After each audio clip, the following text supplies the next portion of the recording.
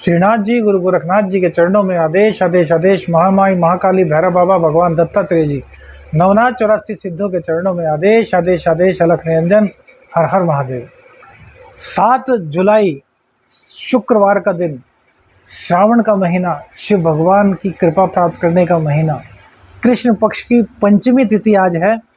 आज सूर्य उदय जो है वो सुबह को 5:28 पर होगा, जबकि सूर्यास्त का टाइम शाम को 7:22 पर रहेगा। विक्रमी संवत 2080 में आज अभिजीत मुहूर्त का समय दोपहर 11:58 से 12:53 तक रहेगा। राहुकाल सुबह 10:41 पर शुरू होगा और 12:25 तक रहेगा। दिशा शूल पश्चिम की रहेगी। आदेश आदेश। अलख निरंजन। कन्या राशि, भैया शनिदेव वक्री हैं और शनिदेव के साथ ही चंद्रदेव का आगमन हो रहा है। छठे 8वें का संबंध 11वें भाव से बनेगा, जो कि आपके एकादशेश हैं, और एकादशेश का छठे स्थान में जाना अच्छा नहीं कहा जा सकता, वो भी जब बात चंद्रदेव की आए तो कहीं ना कहीं मानसिक टेंशन आपको रहने वाली है। माँ का स्वास्थ्य कहीं ना कहीं प्रभावित होने वाला है, लेकिन शनिदेव वक्री हैं तो इतना असर नहीं पड़ेगा।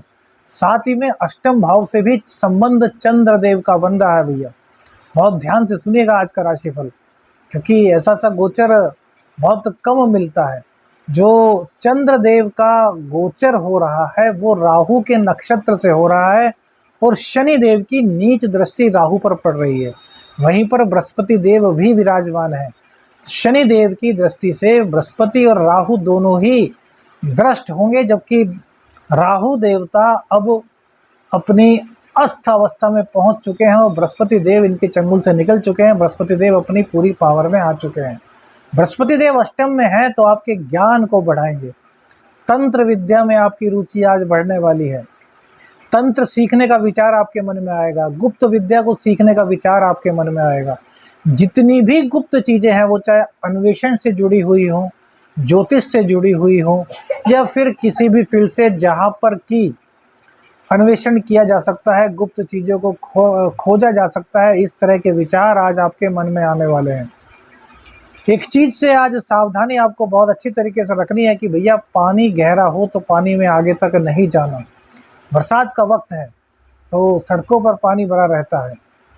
बहुत जगह ऐसा हो सकता है जहां से आप निकल रहे हैं। यदि आपकी राशि कन्या है तो खास तौर से आपको सावधान रहना है कि भैया यदि सड़क पर पानी बढ़ा है तो थोड़ी देर रुक जाइए, इंतजार कीजिए कि पानी निकल जाए, कोई गड्ढा हो सकता है। अर्थात तो पानी के कारण कोई आकस्मिक दुर्घटना आज आपके साथ हो सकती है, तो इस चीज से आपको सावधान रहना है। अब इसका दूसरा पक्ष भी सुनिए। चंद्रदेव शनि से दृष्ट हो रहे हैं। शनिदेव है वक्री, आपके लिए बहुत मंगलकारी है। यहाँ पर शनिदेव इनके साथ आ गए चंद्रदेव, तो विष, तो कहीं ना कहीं भैया मन में जेलसी की भावना आपके अंदर आएगी। दूसरों को देख करके आप खुद ही अपने मन को गलाने का काम करेंगे, अपने दिल को, अपने शरीर को गलाने का काम करेंगे। यार उसके पास इतनी चीजें क्यों हैं, मेरा समय अभी तक अच्छा क्यों नहीं आया, मैं बहुत अच्छा काम करता हूँ, धर्म के मार्ग पर चलता हूँ, फिर भी मेरे साथ अच्छा नहीं हुआ। कि वो हर तरह के कार्य करता है, फिर भी उसके मन में कोई इस तरह की बात नहीं कि धर्म आचरण करना चाहिए और भगवान उसको दे रहा है।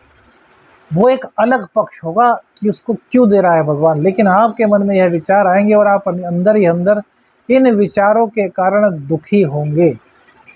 तो भैया इन चीज़ों से निकलने की आवश्यकता है, क्योंकि इस पूरे ब्रह्मांड में, पृथ्वी लोक नहीं, पूरे ब्रह्मांड में जो भी जिसका जीवन जैसे जी रहा है वो सब विधि का विधान है, उसको कोई चेंज नहीं कर सकता। और विधि किसी के साथ अन्याय नहीं करती।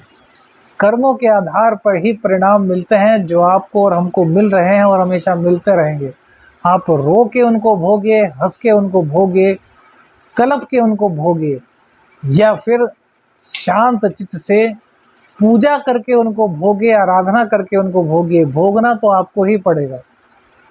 बहुत से लोगों के हमारे पास कॉल आता है कि गुरुजी है दशा खराब चल रही है तो आप हमारे लिए अनुष्ठान कर दीजिए। हम कहते हैं ठीक है भैया, अनुष्ठान तो कर देंगे, उसका 20% हम भोग लेंगे, लेकिन जो 80% साधनाओं से खत्म आपका जो पाप है उसको काटा जाएगा, जो आपका दुष्प्रभाव जो है उसको काटा जाएगा। क्या आप सोचते हैं कि उसको भोगना नहीं पड़ेगा? भोगना तो तब भी पड़ेगा भैया, उसका असर कम हो जाएगा।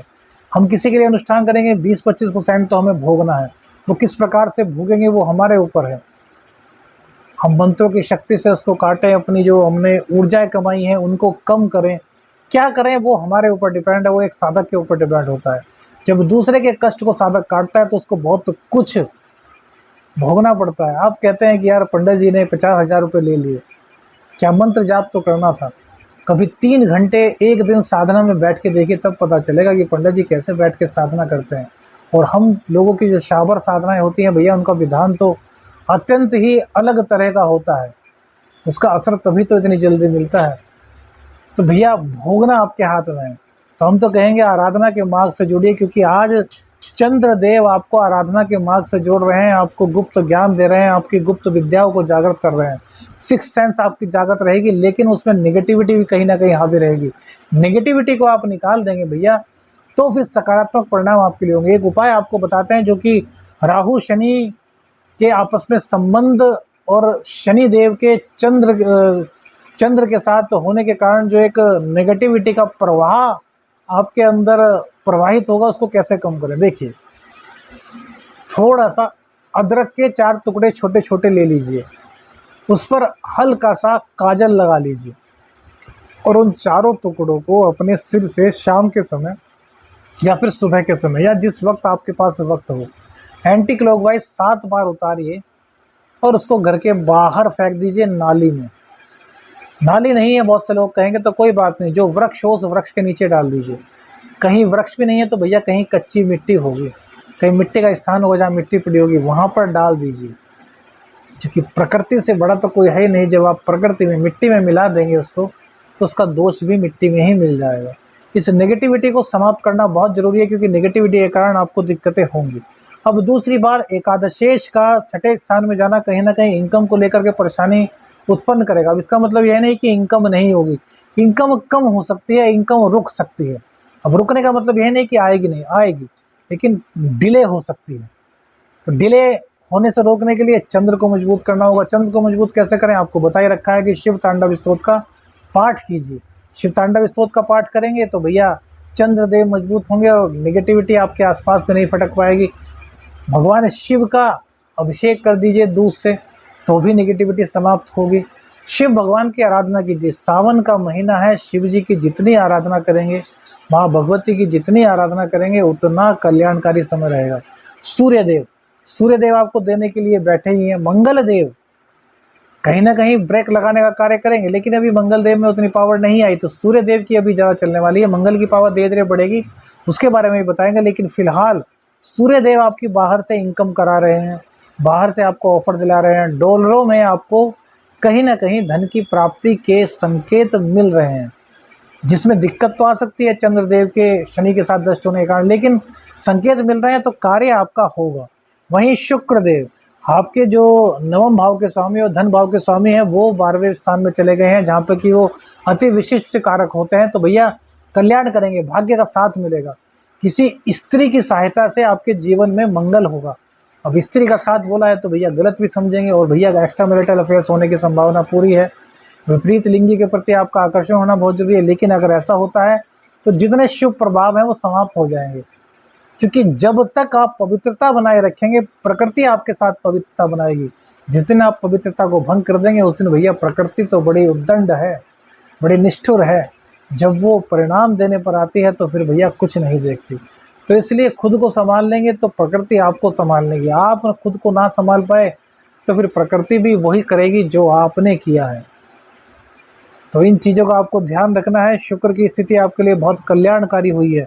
और इसी के साथ साथ बुध देव भी भैया बहुत अच्छा आपको रिजल्ट देंगे। आपकी वाणी में एक ओज आएगा, वाणी में एक अट्रैक्शन आएगा, वाणी के कारण आप दूसरे लोगों को प्रभावित करेंगे। जो लोग लाइजनिंग के फील्ड से जुड़े हुए हैं, कम्युनिकेशंस स्किल्स की जहां आवश्यकता पड़ती है, वहां आप गजब का परफॉर्मेंस देने वाले हैं। सूर्य और बुध का बुधादित्य योग बना हुआ है। सूर्यदेव आगे को राशि परिवर्तन करेंगे तो वह भी आपके लिए बहुत कल्याणकारी होगा। फिलहाल का जो सूर्य बुधादित्य योग बना है, इससे आप जितना अधिक मेहनत कर सकते हैं उतना मेहनत करिए और कमाइए, क्योंकि गोचर हमेशा एक सा नहीं रहता। आज इनकम का गोचर है तो हो सकता है कल खर्च का गोचर आ जाए, इनकम ना हो।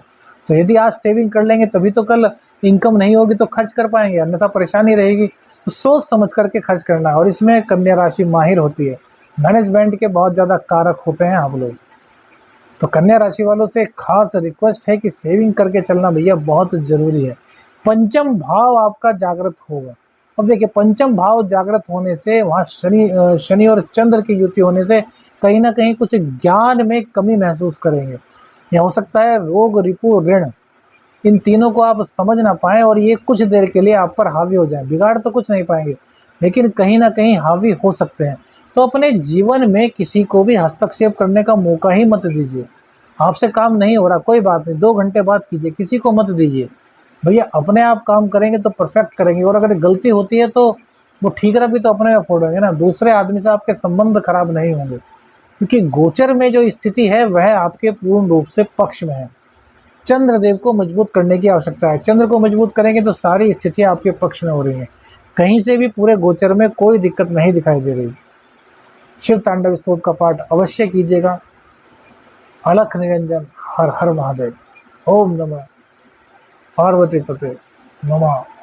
ओम ह्रीम ओम नमः शिवाय।